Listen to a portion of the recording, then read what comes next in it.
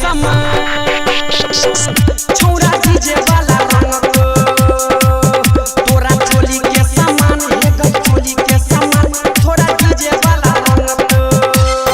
Rupam recording studio Jeevan Chowk Madhubani. DJ Smith Satish Naina